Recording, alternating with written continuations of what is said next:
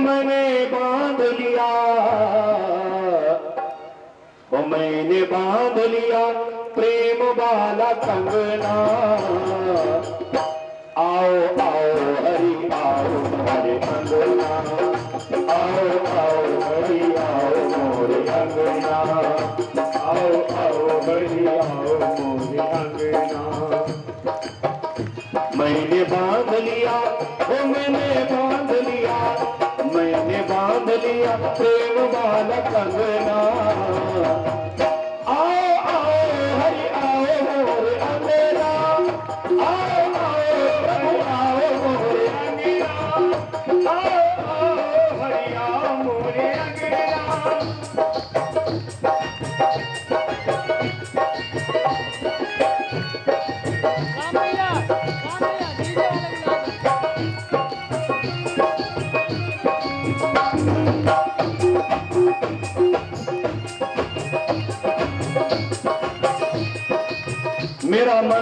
मेरा मन पानी प्रभु पावन तो कर दे, मेरा मन पानी प्रभु पावन तू कर दे, मेरा मन पानी प्रभु पावन तू कर दे, मेरा मन पानी प्रभु पावन तू कर दे। तेरा मेरा नाता जुड़े ऐसा मुझे कर दे, तेरा मेरा नाता जुड़े ऐसा मुझे कर दे। यही मांग मेरी, ओ यही मांग मेरी, यही मांग मेरी और कोई मांगना।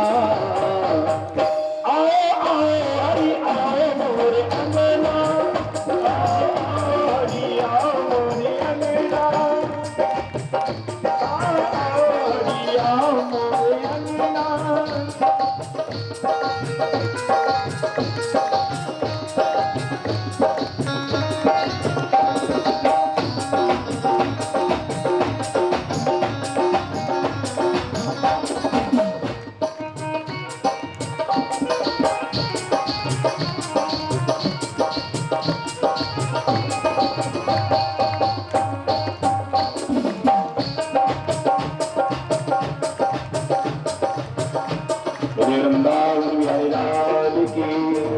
भागवत भगवान की।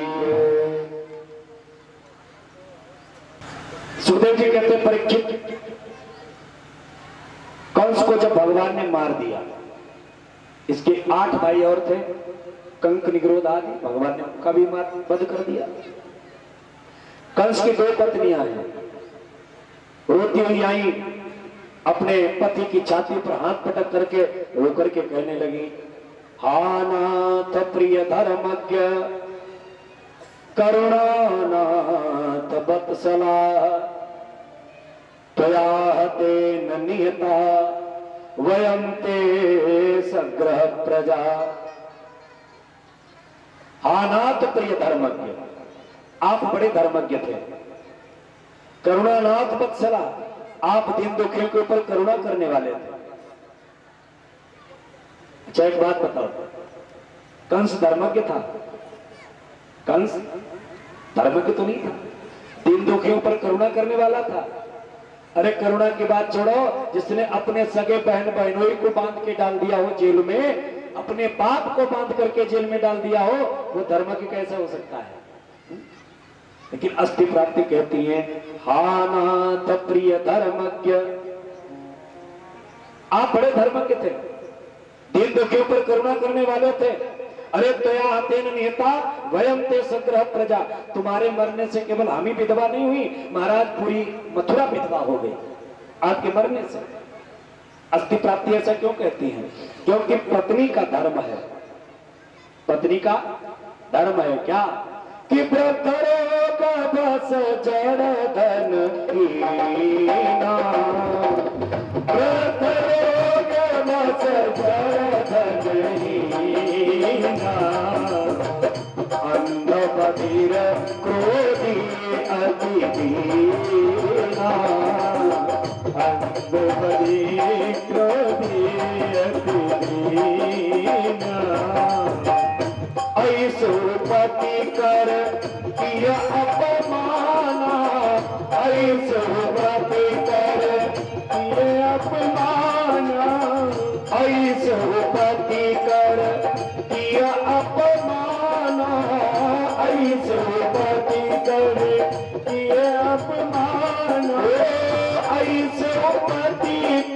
किया अपमाना, नारी पाव यमपुर दुख नाना,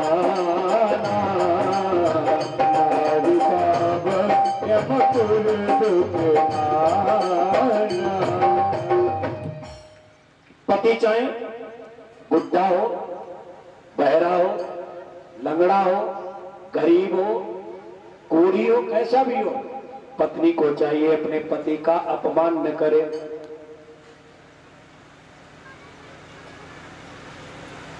जो पत्नी, शिव महापुराण में तो यहां तक वर्णन आया है, जो पत्नी एक बार अपने पति से ये कह देती है कि तुम्हारे साथ विवाह होके हमारा तो जीवन ही बर्बाद हो गया। जो पत्नी एक बार ये कह देती है अपने पति से, समझो उसका सारा धर्म नष्ट हो जाता है, वो निश्चित नरक की अधिकारी बनती है। और लगभग वो माता हाथ उठाए जिसने अपने पति से ये न कहा हो, हाथ उठा, क्या बात, 1 2 2.5 पौने 3, बाकी सब कह चुकी है। सबने ये कहा होगा कि तुम्हारे संग बिया हुए को मत जिंदगी बर्बाद कर, कहती है कि नहीं? अरे दूसरे की बात छोड़ो, हमारी पंडितानी खुद हम पर कही हो गई, तुम्हारे संग बिया हुए कि हम तो मत जिंदगी बर्बादी, हम कहीं हाँ अंत भाव हो तो तुम खाली साइन कत्ती करो और को थोड़ी करियो। देखो कभी भी अपने पति का अपमान न करो। पति परमेश्वर है ना, पति परमेश्वर है, इसलिए इसका अपमान मत करो। कथा खूब सुनती हो, मंदिर में जाकर के खूब घंटा हिलाती हो, खूब नवरात्रि का व्रत करती हो, हरतालिका, तीज, छठी, पंचमी, चौथी, एक व्रत नहीं छोड़ती हो। कभी सोमवार व्रत, कभी परिवार व्रत, कभी बुधवार व्रत, तमाम व्रत करती हो, मंदिर में जाकर पूजा करती हो। अब पति ने अगर कह दिया कि टाइम से खाना दे दो करो, तुम्हें क्या लगती, खाली बैठी रहती, हम कुछ करती है नहीं का। देखो डायलॉग और चढ़ती है। एक बात बताएं, पति अगर तुम्हारा तुमसे संतुष्ट नहीं है, पति घर में भूखा बैठा है और तुमने जाकर के अगर मंदिर में घंटा हिलाया, बोले बाबा हमारा कल्याण कर दो, जीवन में तुम्हारा कल्याण होने वाला नहीं। सादर सास ससुर पद पूजा, नारी धर्म पतिदेव न दूजा। जिसने अपने पति को खुश कर लिया, उसके ऊपर ऑटोमेटिक 33 करोड़ देवता खुश है, गारंटी इस बात। अब पति अगर तुम्हारा असंतुष्ट है तो कभी तुम सुखी नहीं हो सकती हो। केवल मांग में सिंदूर लगाने से तुम पत्नी नहीं बन गई। मांग में केवल सिंदूर लगाने से पत्नी नहीं बन गई, पत्नी का धर्म होता है। अच्छा, मांग में सिंदूर लड़के से ही क्यों लगवाया जाता है, ये प्रथा क्यों है भाई? लड़की भी अपने आप सिंदूर लेकर के भर सकती है मांग। जब लिपस्टिक लगा सकती हो अपने आप, तो मांग नहीं भर सकती हो। काजल लगा सकती हो, झुमके पहन सकती हो, कपड़े पहन सकती हो, तो सारा श्रृंगार अपने आप कर सकती हो। तुम्हारा मांगी क्यों भरवाई जाती है लड़के से? इसलिए भरवाई जाती है क्योंकि मंडप में बैठ करके लड़का अग्नि को, ब्राह्मण को, चंद्रमा को, तारों को साक्षी मान करके कहता है लड़की से, अरे प्रिय, आज से तुम्हारी मांग पूरी करने का मैं वचन देता हूं। आज से मैं तुम्हारी मांग पूरी करूंगा। मांग पूरी करने का मतलब, जो तुम्हें मांगना है हमसे मांगो, मैं तुम्हारी मांग पूरी करूंगा। इसलिए लड़के से मांग पूरी कराई जाती है। हाँ। तो पति ने अगर मांग पूरी करने का वचन दिया है तो तुम्हारा भी धर्म बनता है। पत्नी का धर्म क्या है? एक कवि ने बड़ी बढ़िया 2 लाइन लिखी है कि दिल से जोग साधे, और दिल से जोग साधे, और जोबन वही है, और पिया जिसको चाहे सुहागन वही है। पिया जिसको चाहे सुहागन वही है। दिल से जोग साधे, दिल से जोग साधे,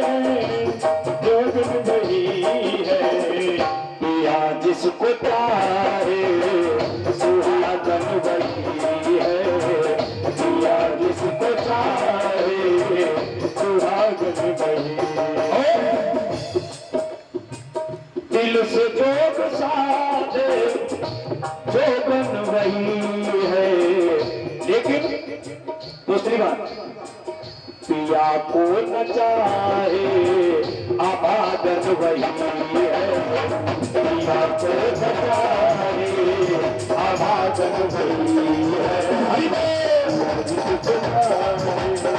सुहागन वही है, पिया को न चाहे आबादन वही है।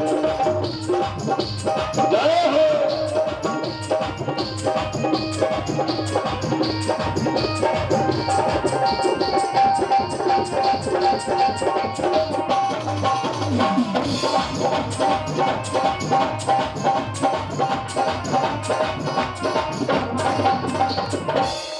पत्नी का धर्म है अपने पति की पूजा करना, पति की आज्ञा का पालन करना। आप लोग करती हो पूजा? करती होगी, पैर छूती हो अपने पति के? अच्छा, कितनी माताएं पैर छूती है रोज अपने पति के? जरा हाथ उठाओ। ये भैया पढ़े लिखे कम है। देखो आप लोगों से हाथ उठवाया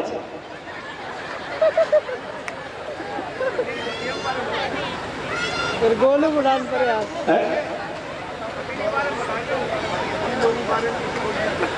बताएंगे, बता रहे। वैसे साल में एक बार तो छूती होगी, करवा चौथ। ठाणो करके पटाप दे माला दे तिलक पाए छुआ छू छुआ छू, और जो सवेरो वो देगा अवतारिया तेरी मुझे फूक, है ना? साल में देखो माताएं कहती होंगी पंडित जी केवल हमें को टारगेट करके कथा कर रहे हैं, सारी पॉइंट हमें को सुना रहे हैं। क्या आप लोगों की कोई मर्यादा नहीं है? आप लोगों को चाहिए से चलो कुछ भी करो, कुछ भी खाओ, हमारे ऊपर सारे प्रतिबंध क्यों है? देखो भैया, प्रतिबंध तुम्हारे ऊपर लगेंगे, हम लोगों पे नहीं लग पाएंगे। क्यों नहीं लगेंगे? इसका प्रमाण दे। आप लोगों ने देखा होगा मार्केट में दुकानदार लोग जब शाम को दुकान बढ़ाते हैं, बंद करते हैं, तो काजू, पिस्ता, बादाम, अखरोट आदि के डिब्बे जो काउंटर पे लगा रखे हैं वो उठा करके अंदर अलमारी में रख देते हैं। रखते हैं कि नहीं? पैसे वाली गोलक तिजोरी उठा के अंदर रख देते हैं, तब शटर गिराते हैं। अच्छा, और नमक की बोरा को उठा के दुकानदार अंदर रखता है? गिरुआ की बोरा वो भी नहीं रखते, वो तो बाहर ही पड़े रहते हैं। देखो तुम सब काजू, पिस्ता, बादाम की डिब्बा और हम सब है नमक की बोरा। हम कहूं पड़े रहे, हमारे कोई तलाशी नहीं, है ना? इसलिए तुम हमारी आन बान शान हो। अगर तुम्हारे ऊपर दाग लग गया तो हम मुंह दिखाने के लायक नहीं बचेंगे, है ना? दूसरी बात, हम अगर गलत काम करेंगे तो केवल एक खानदान की लाज जाएगी, केवल एक खानदान की। और तुम अगर गलत कदम उठाओगी तो तुम्हारे कंधे पर दो खानदानों की लाज का भार टंगा हुआ है, एक माता पिता के खानदान का और एक पति के खानदान का। दो गुण नष्ट हो जाएंगे, इसलिए तुम्हें बड़ी सावधानी से रहना चाहिए। एक बार जब तक तुम सुरक्षित हो तब तक हम सिर उठा करके चलते हैं, और जिस दिन तुम्हारे अंदर दाग आ गया हमें सिर झुकाना पड़ेगा। बोलो भाई, पड़ेगा कि नहीं? इसलिए तुमको बार बार तराशते हैं, बार बार कहते हैं, समझाते हैं। एक बार की बात, एक बहन सिर झुका करके चलती थी। एक बहन जो थी, एक लड़की सिर झुका करके चलती, नजर झुका करके। तो एक लड़के ने पूछ दिया, बहन ये तुम सिर झुका करके, नजर झुका करके क्यों चलती हो? बड़ा सुंदर उसने जवाब दिया। अगर जवाब अच्छा लगे तो उस बिटिया के लिए एक बार ताली जरूर बजा देना, अगर जवाब अच्छा लगे तो। लड़के ने पूछा कि तुम ये सिर झुका करके, नजर झुका करके क्यों चलती हो? उस लड़की ने कहा, भैया मैं इसलिए सिर झुका करके चलती हूँ ताकि हमारे बाप और हमारे भाई सिर उठा करके चल सके। क्योंकि जिस दिन तुम नजर उठा करके चलना सीख जाओगी उस दिन मुझे नजर झुकानी पड़ेगी। जब तक तुम सिर झुका करके चलती हो हम सिर उठा करके चल सकते हैं। हम गर्व से कह सकते हैं ये हमारी माँ है, ये हमारी बहन है, ये हमारी बेटी है।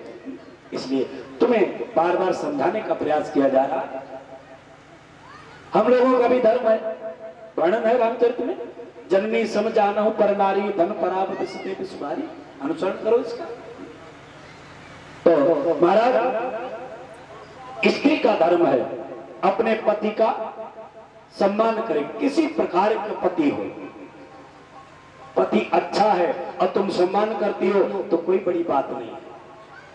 पति बुरा है और फिर अगर सम्मान करो तो तुम्हारी महानता है। इसलिए अस्थि प्राप्ति कहती है कि हमारा पति कैसा भी था लेकिन मेरे लिए सम्माननीय था। इसलिए कहती है हानाथ प्रिय धर्मज्ञ, उसी श्लोक पे आ जाए, करुणानाथ वत्सला तया तेन निहता वयम ते सग्रह प्रजा। रो करके छाती पीटती हुई भगवान कन्हैया ने उन्हें समझाया, वो अपने मायके चली गई। कंस की दो पत्नियां हैं, एक का नाम है अस्थि और एक का नाम है प्राप्ति। जरासंध की पुत्रियां हैं दोनों, जरासंध की बेटियां हैं। कुछ लोग विचार करते होंगे कि पंडित जी ने रात में कंस वध की कथा सुनाई लेकिन मटकी नहीं तोड़वाई। कुछ कथावाचक आधुनिक आजकल के मटकी में रंग भरवाते हैं, फिर उसे फोड़वाते हैं बंदूक से, डंडे से, लाठी से। अच्छा एक बात बताओ, क्या मटकी में रंग भर करके फोड़ने से कंस वध हो जाता है? नहीं होता है ना। कंस वध कब होगा?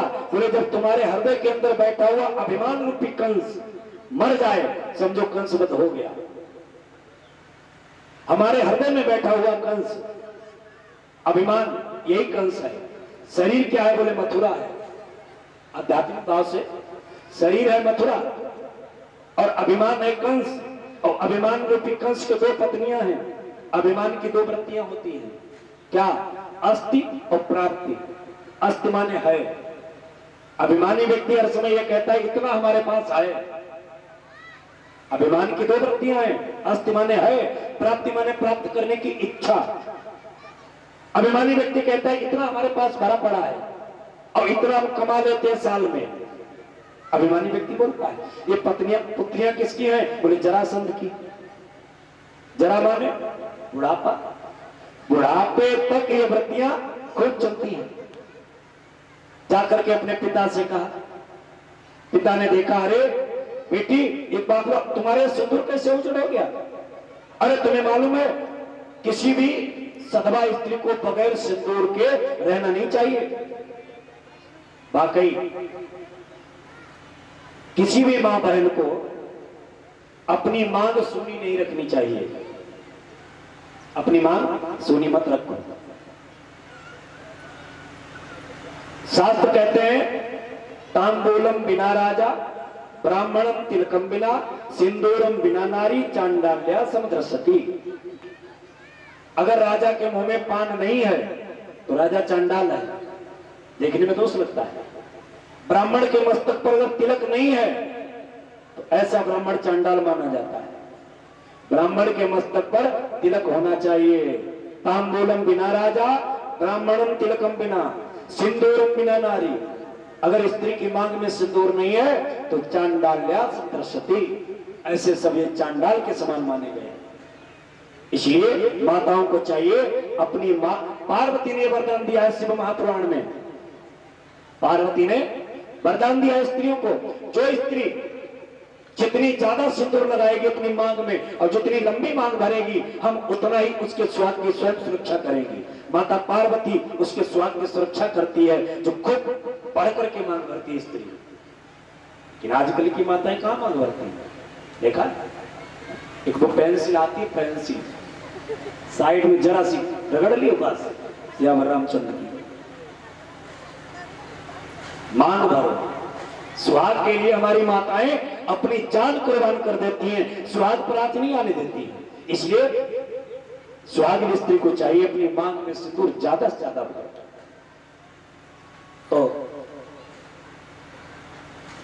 अस्थि प्राप्ति से कहा तुम्हारी मांग में सिंदूर क्यों नहीं? बोले तुम्हारे दामाद को कृष्ण और बलराम ने आकर के मार दिया, मैं विधवा हो गई, रोने लग गई अस्थि प्राप्ति। जरासंध ने कहा चिंता मत करो बेटी, मैं अभी उनको दंड दूंगा। 21 अक्षौणी सेना तैयार की और सेना तैयार करके चल दिया मथुरा के ऊपर, चढ़ाई कर दी। रातों रात चढ़ाई करी। रात में चढ़ाई करता है जरासंध, दिन में नहीं, रात में। क्यों रात में करता है भी बताऊंगा मैं। महाराज एक बार नहीं, भगवान क्या करते हैं, दाऊ भैया से कहा, दाऊ भैया बोले हाँ, बोले जरासंध आया है लड़ने के लिए। दाऊ भैया ने कहा तो क्या करोगे, बोले हम जरासंध से लड़ेंगे और तुम सेना से लड़ो। दाऊ भैया सेना से लड़ रहे हैं, भगवान जरासंध से लड़ रहे हैं। जरासंध को छोड़ दिया, सेना मार दी, जरासंध से कहा भाग जाओ, छोड़ दिया। और एक बार नहीं 16 बार जरासंध को छोड़ा है, 16 बार। 17वीं बार जरासंध फिर आया काले वन को लेकर के। दाऊ भैया ने कहा कन्हैया, बोले हाँ, बोले हम सारी सेना मार देते हैं और तुमसे अकेले जरासंध नहीं मरता है, कहीं रिश्वत तो नहीं ले रखी जरासंध से तुमने। भगवान ने कहा नहीं नहीं रिश्वत नहीं ले रखी, फिर इससे क्यों नहीं मारते हो तुम। भगवान ने कहा हम इसलिए नहीं मारते हैं, अगर जरासंध को मार दिया तो दुष्टों को मारने के लिए उनके घर जाना पड़ेगा। दुष्टों को इकट्ठा करके लाता है, बाहर में झोंक देता है, फिर चला जाता है, फिर इकट्ठा करके लाता है, फिर झोंक देता है, फिर चला जाता है, तो हमें परेशान होना नहीं पड़ता है। बलराम जी ने कहा कन्हैया ऐसा न हो कभी हमें को बाढ़ में झोंक दे। अरे नहीं कन्हैया ऐसा कुछ नहीं, ध्यान रखना। बोले हाँ ठीक है। अब की बार 17वीं बार कालेवन फिर आया, कालेवन को लेकर के आया जरासंध। कालेवन मलेच्छ देश का राजा है। भगवान भोलेनाथ का इसे वरदान है कि तुम किसी अस्त्र शस्त्र से मरोगे नहीं। और वाकई काल जो है, कालेवन क्या है, काल है। आध्यात्मिक बात सुनेंगे, अच्छा 1 मिनट के लिए यहाँ की कथा को आध्यात्मिक तौर से समझे। मथुरा क्या है, शरीर। कंस क्या है, अभिमान। अस्थि प्राप्ति क्या है, बोले हमारी आपकी वृत्तियां। जरासंध क्या है, बुढ़ापा। जरा माने बुढ़ापा। कालेवन क्या है, बोले कालेवन काल है। कालेवन किसी से मारा नहीं मरता है, काल भी किसी से मारे नहीं मरता है। अब प्रभु काल बड़ो बलकारी, बड़े बड़े पृथ्वी के राजा खाए जीवित तरकारी। अब प्रभु काल बड़ो बलकारी। काल को कोई मार नहीं सकता है। अच्छा जरासंध रात में ही चढ़ाई करता है।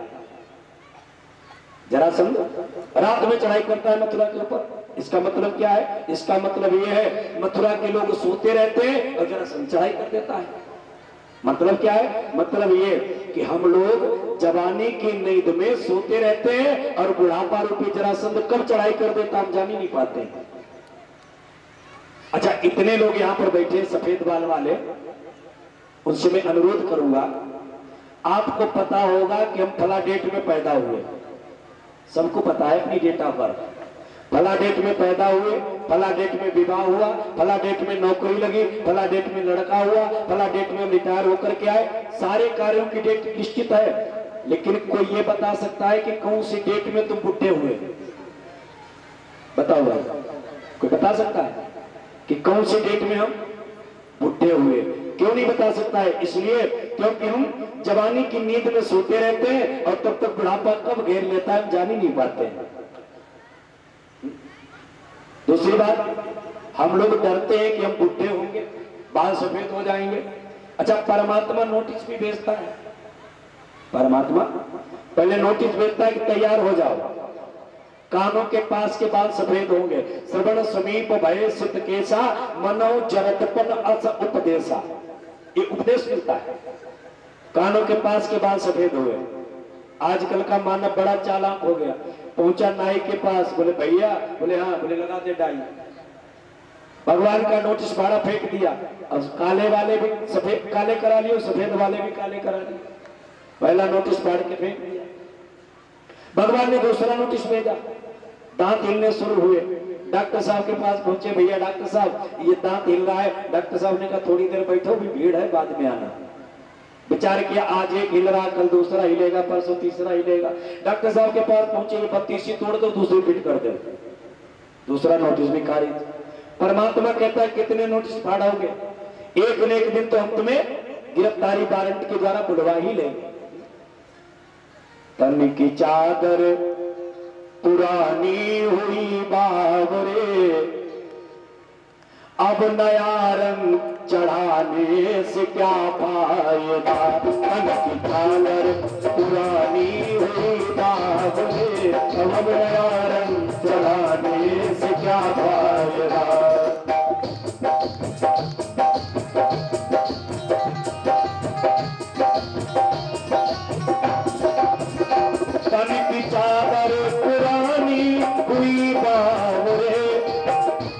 अब नया रंग चढ़ाने से क्या फायदा। करियतन कर्म का दाग धोया नहीं, करियतन कर्म का दाग धोया नहीं, रोज गंगा नहाने से क्या फायदा। करियतन कर्म का दाग धोया नहीं, रोज गंगा नहाने से क्या फायदा। पंत में देश में देश परिवेश में चित्त रहता पसारा और देश में, चित्त रहता पसारा और देश में, चित्त रहता पसारा और देश में। योग धारण किया शुभ कर्म ना किए। अगर कपड़े रंग लिए, काम ठीक नहीं कर रहे हो, तो इन कपड़ों से क्या फायदा है। योग धारण किया शुभ कर्म ना किए, व्यर्थ माला घुमाने से क्या फायदा। योग धारण किया कर्म ना किए, शुभ माला घुमाने से क्या फायदा। करियतन कर्म का दाग धोया नहीं, रोज गंगा नहाने से क्या फायदा। दाग धोया नहीं, रोज गंगा नहाने। प्यारे, हम लोग डरते हैं कि बुढ़े हो जाएंगे, शरीर की खाल लटक जाएगी, बाल सफेद हो जाएंगे, आंखों से दिखाई नहीं पड़ेगा, बंदर जैसा मुंह हो जाएगा। डरते ना, तमाम प्रयास करते हैं कि हम मेंटेन रखें अपने को, सुंदर बने रहे, प्रयास करते हैं हम लोग, ट्रीटमेंट करवाते हैं। लेकिन एक बात बताएं, ये ट्रीटमेंट कराना बंद कर दो। क्यों? इसलिए क्योंकि सच्चा साथी अगर है तो बुढ़ापा ही है। बाल्यावस्था आई, आके चली गई, रोक पाई तुमने? नहीं रुकी। जवानी आई, आके चली गई, नहीं रुकी। बुढ़ापा आया, आके चला गया, नहीं, वो साथ ही ले गया। बुढ़ापा साथ ही ले जाता है। इसलिए एक शायर कहता है कि उम्र भर का सहारा बनो तो बनो, 4 दिन का सहारा। जो 4 दिन के लिए आई उस पर इतना बड़ा गुमान, और जो हर समय की मित्रता का हाथ बढ़ा रहा है उससे हम लोग मुंह घुमा रहे हैं। नहीं, बुढ़ापे को सहर्ष स्वीकार करो, क्योंकि ये तुम्हें साथ ही ले जाने वाला है, मत डरो इससे।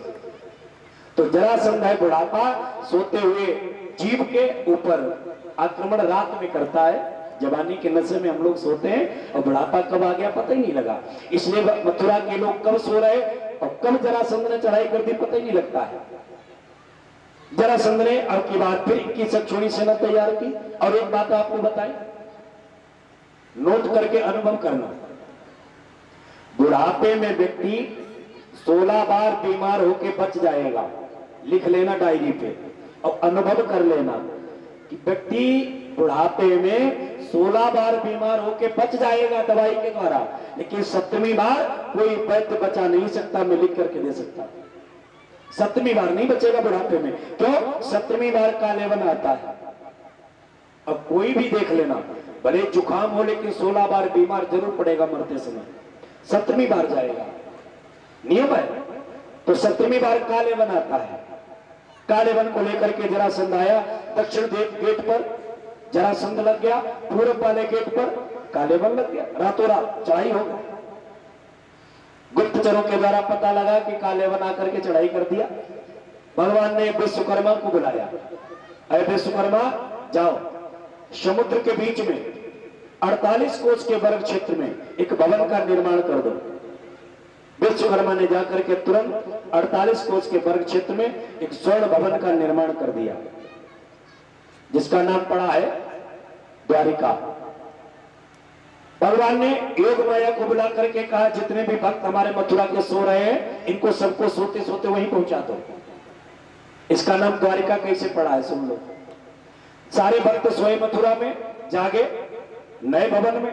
तो जिसके मकान का गेट था पूरब को, उसका हो गया पश्चिम को, पश्चिम का था उसको उत्तर को हो गया, सारा नक्शा बदल गया। अब सब एक दूसरे के से पूछ रहे, भैया द्वार कहाँ, द्वार कहाँ है? मतलब राजा जी जहां बैठते हैं वो द्वार कहाँ है, सब एक दूसरे से पूछ रहे द्वार कहाँ, द्वार कहाँ, इसलिए नाम पड़ गया द्वारका। बोलिए द्वारकाधीश भगवान की, द्वारिका नाम पड़ गया। सुबेरा हुआ, भगवान ने दाऊ भैया से कहा, दाऊ भैया आप तुम जरासंध से लड़ो, काले वन से हम लड़ेंगे। दाऊ भैया ने कहा कन्हैया तुझे पता है काले वन किसी से मरता नहीं। भगवान ने कहा ये व्यवस्था आपने कर रखी पहले से, चिंता मत करो, हम उसे मरवा करके ही लौटेंगे, तुम जरासंध को उलझाओ तब तक। जरासंध से लड़ने के लिए दाऊ भैया गए, गेट खुला पूरब वाला, सामने क्या देखा, काले वन खड़ा है रथ के ऊपर। जो गेट खुला, सामने 25 वर्ष की उम्र है भगवान कन्हैया की। आज 25 वर्ष के हो गए। 25 वर्ष का बालक सामने निकला, नंगे सिर भगवान, नंगे हाथ नंगे पांव, कोई अस्त्र शस्त्र नहीं।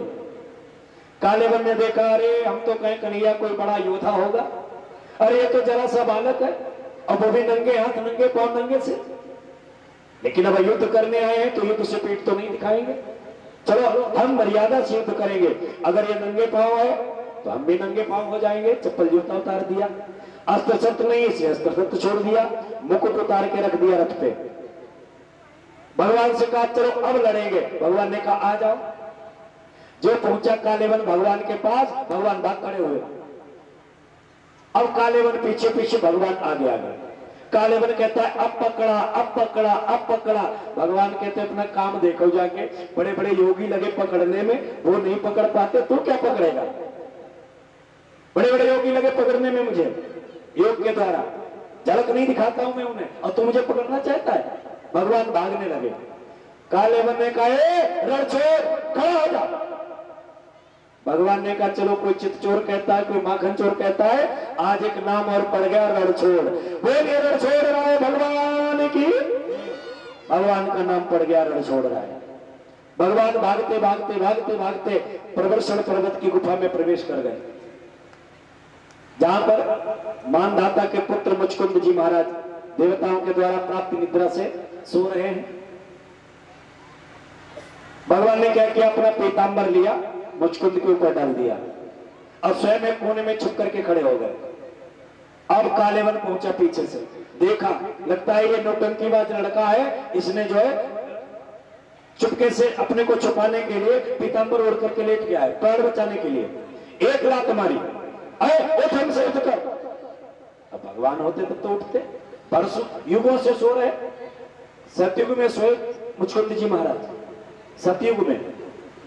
त्रेता चला गया, द्वापर का अंत आया, 2 युग हो गए सोते सोते, नहीं उठे।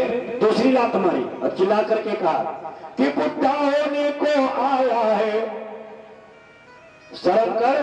अरे गोकुल में रात तब तक माखन चुराया और यहां हमसे भी आंख मिचौली कर रहा है, शर्म नहीं आती तुम्हें। अरे बुढ़ा होने को आया है, पर गई नहीं अब तक चोरी, हमसे चोरी सबसे चोरी, तुमसे चोरी सबसे चोरी, हमसे चोरी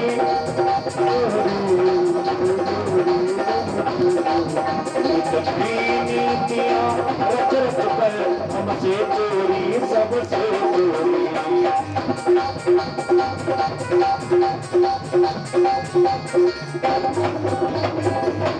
एक रात का प्रहार किया, भगवान कोने में छुपे खड़े रहे। 2 लात मारी, मुचकुंद जी महाराज उठ करके बैठे, अग्नि की ज्वाला नेत्रों से स्फुटित हुई, तत्क्षण भस्म साथ जल करके भस्म हो गया। जो कालेवन जल करके भस्म हुआ, भगवान मुस्कुराते हुए निकले गुफा से। मुचकुंद ने देखा महाराज आप हमारे त्रेता वाले राम हो। हाँ महाराज आपने कृष्ण अवतार लिया है।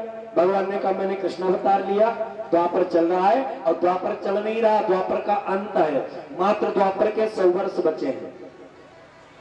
जिस दिन भगवान ने मुचकुंद का कालेवन का वध किया है, उस दिन से करेक्ट केवल 100 वर्ष बचे थे द्वापर के, कलयुग आने वाला था। क्योंकि 25 वर्ष के भगवान हो गए, अब 125 वर्ष की उम्र में धराधाम छोड़ के चले गए, और जिस दिन भगवान गए उसी दिन कलयुग आ गया, तो मात्र 100 वर्ष बचे। भगवान से मुचकुंद जी ने कहा प्रभु मेरे 2 प्रश्नों का उत्तर आप दे दीजिए। मैंने आपको पहचान लिया है, बताओ। बोले महाराज आपके नाम कितने हैं और आपके गुण कितने हैं, ये बता दो मुझे।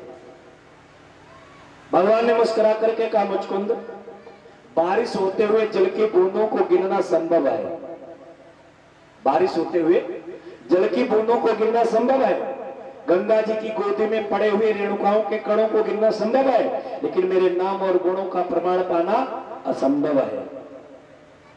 एक विद्वान ने श्लोक लिखा है, असितगिरि समम कज्जलम सिंधु पात्र सुरतरुवर शाखा लेखनी पत्र मोरबी लिखत यदि गृहीत्वा शारदा सर्वकालम तदपि तब गुणामी पारम नयाति। असितगिरि समम कज्जलम सिंधु पात्र, किसी काले या नीले पर्वत को पीस करके समुद्र जैसे पात्र में स्याही बना दी जाए। सिंधु पात्र कलम काय की बने?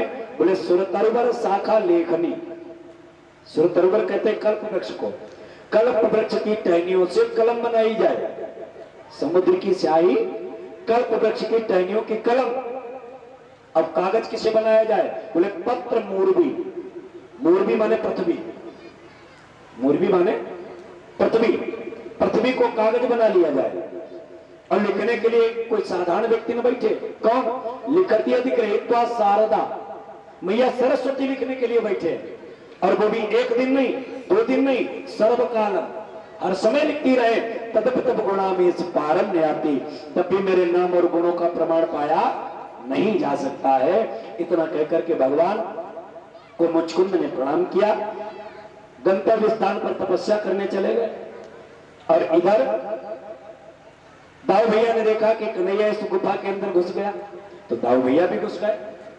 जरासंध ने देखा कि दोनों भाई इस पर्वत के अंदर हैं, तो चारों तरफ से लकड़ी लगाई और आग लगा दी, पर्वत जलने लगा। अब कन्हैया से दाऊ भैया ने कहा, कन्हैया अब क्या करोगे, पर्वत जल रहा है। कन्हैया ने कहा, चिंता मत करो, व्यवस्था हमने कर रखी है। पकड़ा हाथ, चोटी पर पहुंचे, बोले लगाओ छलांग। कहा? बोले वो समुद्र में भवन दिखाई पड़ रहा है। कृष्ण और बलराम समुद्र के रास्ते जाकर के द्वारिकापुरी में पहुंचे हैं। जब तक भगवान गोकुल में रहे, कन्हैया हुए, कनुआ हुए, वृंदावन में आए गिरधारी हुए, मथुरा में आए कुंज बिहारी हुए, लेकिन अब जब द्वारिकापुरी में आए हैं तो बहुत बड़ा नाम है। श्री श्री 1008 श्री द्वारिकाधीश श्री कृष्ण चंद्र जी महाराज। अब है काव के हिम्मत जो कन्हैया कनुआ कहते हैं, बाकी तो पसुरियां तोड़ डाली जाए। बहुत बड़ा नाम है भगवान का। अपने समूचे परिकर के साथ में भगवान द्वारिकापुरी में वो निवास करने लगे। बोलिए भक्तवत्सल भगवान की। और इस समय की कथा को यहीं पर विराम देते हैं। रात्रि में सबसे पहले बलराम जी का विवाह किससे होता है आप देखेंगे। भगवान कृष्ण के कैसे विवाह हुए, 16,001 से हुआ, ये कथा आप सुनेंगे। बड़ी मार्मिक कथाएं हैं आगे। आज रात्रि में ही रुक्मिणी कृष्ण का विवाह होगा। कल भी मैंने बताया था और पुनः पुनरावृत्ति किए देता हूं। जो माताएं मैंने रुक्मिणी विवाह में कन्यादान करना चाहती हूं, भागवत जी में ऐसा वर्णन आया है कि जो रुक्मिणी विवाह में संकल्प से कन्यादान करता है उसे एक लड़की के विवाह का फल मिलता है।